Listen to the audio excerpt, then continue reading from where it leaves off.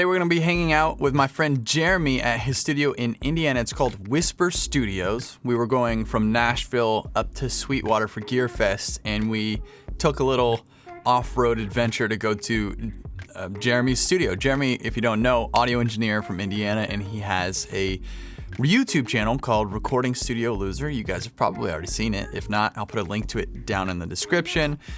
Jeremy's a great guy. The studio is really cool. It's actually in a commercial building that used to be like a chiropractor's office, so it was a really cool conversion. He's been in there for like 11 years now, and was super fun stopping by and hanging out with him. So thank you, Jeremy, for having us. I'll put a link to him in the studio and his YouTube channel and stuff down in the description. Go give him a follow and check out his stuff. It's very, very good. Very nice guy. If you're new to the channel, make sure to hit the subscribe button and hit the like button on this video. We have over 100 other studio tours on this channel. So if you're a fan of this kind of stuff, there's plenty of other videos on here for you. Also, thank you to Sweetwater for sponsoring this video. I have more on that at the end of this video, so make sure you watch the entire thing. So yeah, let's go check out Jeremy's epic studio setup. Jeremy, dude, I'm so excited to finally come and check out, what's it called? Whisper Studios. Whisper Studios. First things first, that's the sauce mic right there. That'll come into play later. No, that's great. Because this room sounds disgusting. So there's what's that kind of mic called, a boundary mic? It's the cheapest PZM I could find. Yeah. So this is the space. So this is the perks, we look at a lot of home studios. Mm-hmm. This being a commercial building, it's so much cooler. First off, it's super quiet. Yeah. You're kind of in the back of a parking lot here, so not a lot of other sounds. But you have the whole building. What's the square footage on the building? Like 2,700, I think. I've been in this building for 11 years. Well, it's been through like a whole lot of different iterations since we got it. Yeah. It's been bootstrapped since day one, so. What's that? Just super low budget, everything DIY. So there's a lot of mistakes in here. There's a lot of things I would do differently in here, but yeah, it's just learning and as you go, I suppose. Because I started in a basement, so yeah, getting a space, it's not like I was automatically a pro, but it's just been a learning curve. By the way, if you want, there's Hawaiian punch in this thing. Hawaiian punch? It's Hawaiian oh my God. Okay, so yeah, lobby, right? Lobby. Yep. Lobby, front desk. This is where you take everyone's money? Kind of. This is like the one part of the building that's still original that I didn't change. So it used to be a pain care center and like a surgical building. It locks. Oh, I was gonna do a little intro in there. But wow. Yeah. So because of your YouTube channel, I've seen some angles of this place, but I still feel like I'm seeing it for the first time in person. Yeah, that's because I'm not a good cameraman. No, it's really cool. It's big, open, really, really nice in here, man. And it's cool because you do get the daylight, but it also has like studio vibes. I worked in enough studios to know so many places have like a sterile vibe to it, and it's it was hard for me to work in places like that. So I like working in home studios. I come from home studios, so I kind of set it up like a larger version of a home studio. So this is like the tracking room, right? You got some instruments, you got drum area, keys, piano. Yeah, typically there's like 5 or 6 players at a time because we're doing everything at once. So we'll set up drums here, bass player will be somewhere here close to the drums. I'll have keys, and there's a couple other keys stations that we'll bring in and like literally make like a U for the keys player right here. Yeah. Guitar player. Hence the rugs. Yep, kind of outlining those spaces. Yeah. And then everybody's got line of sight. It is a weird shape, but even still, like I have line of sight with the doors. Yeah, so look from this direction. You can see the room is like this interesting L, and it keeps going over here. Yeah. Now this is awesome. Have you tried moving the drums like over here just to see what it sounds like? The studio actually used to stop here. So like the drums used to be here all the time. Oh yeah. I've tried them in different spots and I really like them over there. Oh, well, you get the room mic here. Yeah. Right? Yeah. R88, amazing. Great. The only bad thing about this mic is you have to decide if it's going to be overheads or room. Yeah, I know that problem, seriously. This is a little auxiliary booth. Was this a closet? It was when I got it, and the door was actually on the other side. Yeah. So I just flipped it. You'll see these in a couple places, the poles on the wall, so I can quickly mount mics and move it for vocalists. Oh, cool, yeah. But this is the second room, and then sometimes there's amps that'll go around here. Everyone has Ethernet, so we can put mixers in each room. And this is cool, a little custom controller in here so you can do plug-in stuff, right? Yeah. Virtual instruments. I mean, it's nice to have an actual piano, but yeah. I mean, 90% of the time we're using this just because custom clients come in all different kinds of genres and never know exactly what we're doing. So if I can pull up a sound here, it just makes it so much easier. So what was the process of, over the years, turning a commercial building into a usable studio space? I don't know that I'm qualified to answer that question. Like, because you only have so many hours in a day and you have to work, right? So you got to start somewhere. Mm-hmm. Like, what percentage of your day or days per week were spent trying to plan and then actually doing the labor on this building? It came at a. I mean, like, what did that transition look like? Yeah, like what? How fast was it? You know. The build out itself took about 3 months. I got it in July, 11 years ago. I remember knocking down one of the first walls, like over there, and I was like, okay, I guess it's mine now. Like, we're in it. Yeah. And at that point, it was leased, which was a risk in and of itself. But it wasn't too long after the lease that like I was up against, hey, you're gonna have to purchase this or move. Yeah. And I had so much in it for such a little time that I had to purchase it. But it ended up being a really good decision. It took about 3 months for the build until it could get like a functioning space in here. But I mean, it's been like 11 years of finding the quirks and fixing them.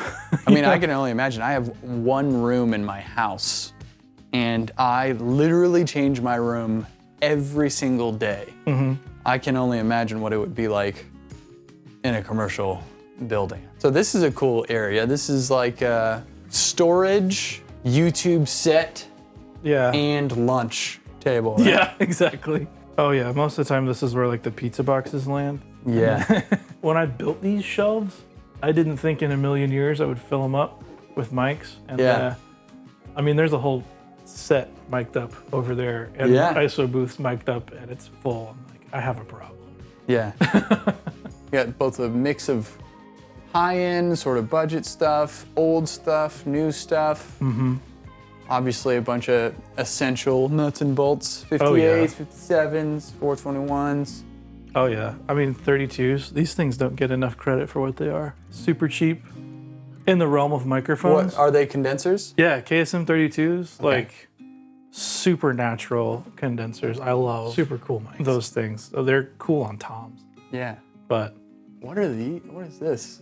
These are ribbon mics. This is a company out of LA. They're OMA. And they have these like screens that you can pull off and put different types of screens on there, but you can see the ribbon motor there. Oh God, that terrifies me. Well, it's pretty protected, I think. I have no idea. They sound dope though. Same dude that worked on the R88 designed this. Oh, cool. And it's definitely in that realm. I'm seeing like random amps all around. Yeah, you never know. Do you play guitar? Yeah, I started out as a session guitar player. I'm not nearly that good anymore. I hire guys, but I still love the gear side of it. The prescription extra strength on top, Dr. Z, that thing is fantastic. Dr. Z. Mesa Mark V, it's hard not to find a usable tone, especially for session stuff, which is mostly how I'm approaching things in this building. We could cross multiple genres in one session. So it's like having flexible stuff, having all those different circuits in one amp is super useful. And then for the high gain metal bros, we got the Archon, which is honestly like a super cool amp. Yeah, that's cool. PRS. But, yeah, I'm kind of addicted to amps. And is that mostly used for high gain? It has a super usable clean channel, like a very like Fender-y kind of chimey thing. Yeah. Oh, okay. Really cool. That's the cleanest. Actually, the clean side of that is the cleanest amp that I own. Oh, okay. in a weird way. And is this for roads? Is that what you're using this on? No, this thing is dope. It needs work done right now, but this is a killer guitar. Oh, okay. A Vibra King. This thing's awesome. It's a little 310. Another booth over here. Yeah, this is vocal and cab room over here. Oh, is that the Eden? Yeah, so the two... Eden and 17? Yeah, the 017 tube. Yeah, I got power supply station over there.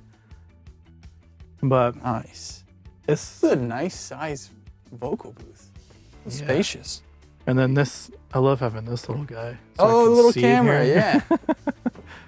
See people itch their butt while they're singing. Exactly. That is a tiny camera. What is that? It's one of the Insta360 things. LS208 on cab? Oh, dude, if you Yeah? have it, oh, it's magical there. That is great, yeah. I mean, that mic is like one of the most versatile mics, kind of like a condenser SM7. You said this is the Eden? Yeah. I just got this. I haven't even opened it yet. I've only You played just with it spoiled on it for like me. 2 sessions. It's crazy. Do you use it in the, because it has a few different modes on it, right? That like change the circuitry? I have had it set on like the forward thing because the 17 does like the 67 type of thing. Uh-huh. But I've had it set on the more like... And then this is the Tube 17, right? Yes. Super smooth. Guys, look how these are mounted on the wall. Oh, I love this. Sweet, and you have these little mounts too. This is kind Yeah, it's camera gear. It's literally just camera gear. oh God, this kind of scares me. It's super solid. Oh, I've okay. had so many comments of people like, why are you doing that? But it's, Yeah. I mean, if you're putting it on a stand that's not Yeah, super expensive anyway, it's just as That's why I think solid. it feels so much bigger is because the stand's not taking up a bunch of space. Mhm. That's cool. And when you're doing sessions with multiple singers, it's just super easy to loosen, move up and down super fast. Yeah. It was great. Music stands up on the wall. And you put up like all this wood up here and Everything's treatment here, whisper wall. everything's double walled, double drywall. There's an Was air this gap. booth here? You just built this, right? No, we built this. That's cool. Wow.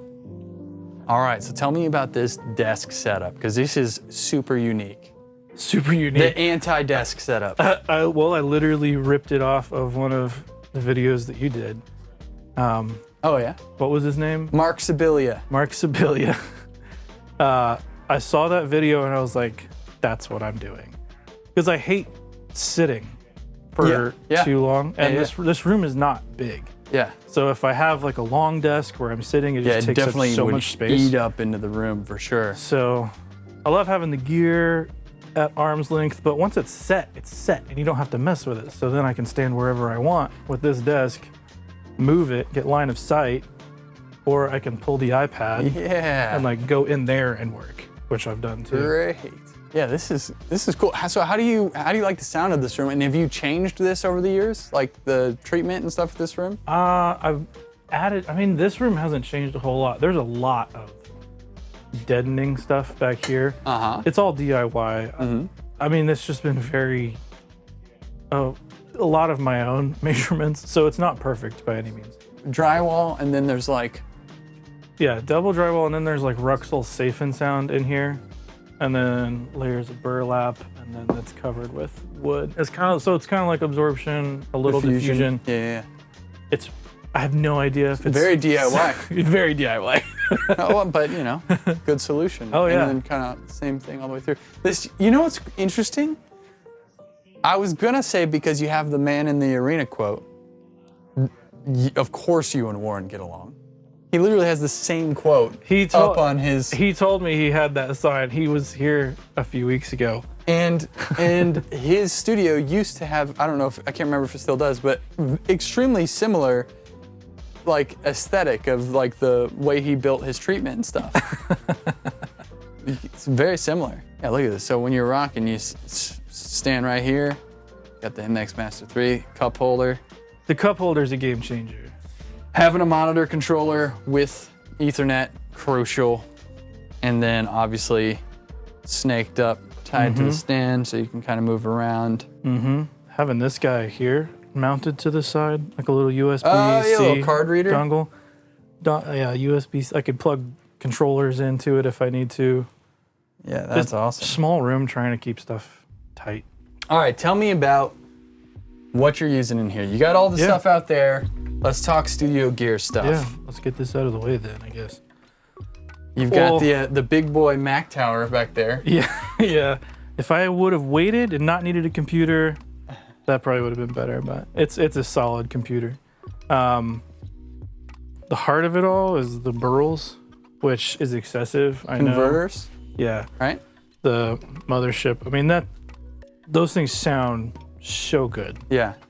It's overkill for most people, but as much tracking as I do, like, Sure. it's just so cool to get all that color. And what is that, 24 you've got, 32? There's 32 on the burl and 32 here and then 16 out. Nice. And then there's also some ADAT happening. Like this, the Avid basically just exists for some like junk pre's for talkback. These are also ADAT, which is going in. Shout out to Digimax or Personas for Dude, what is this thing, like 25 years old at this point and it's still rocking?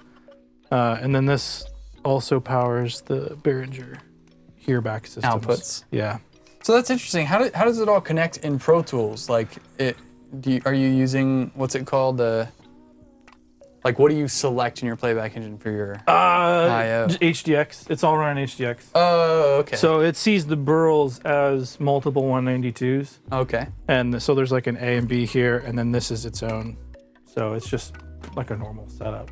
Interesting. Yeah.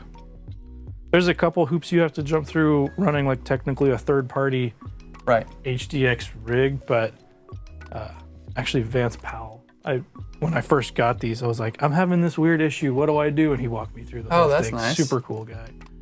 Okay, and then let's talk preamps. If I'm just going this way, I guess. So Cappy for most of my drum stuff, and these just stay locked on drums. Yeah. These are the VP28s, which is just a bunch of transformers. If you see anything in my setup, I like transformers. Okay.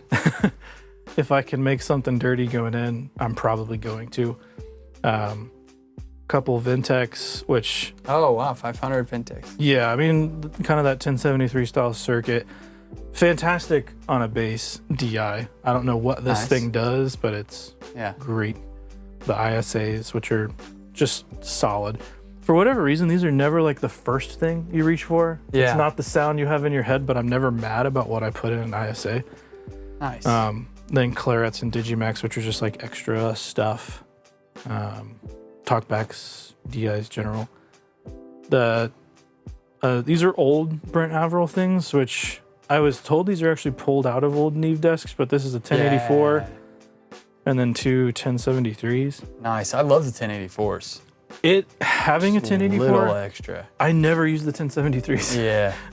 I don't know. Like, it feels like it breaks up differently too. Yeah. But the one drawback to vintage gear is it always breaks and you always have to fix it.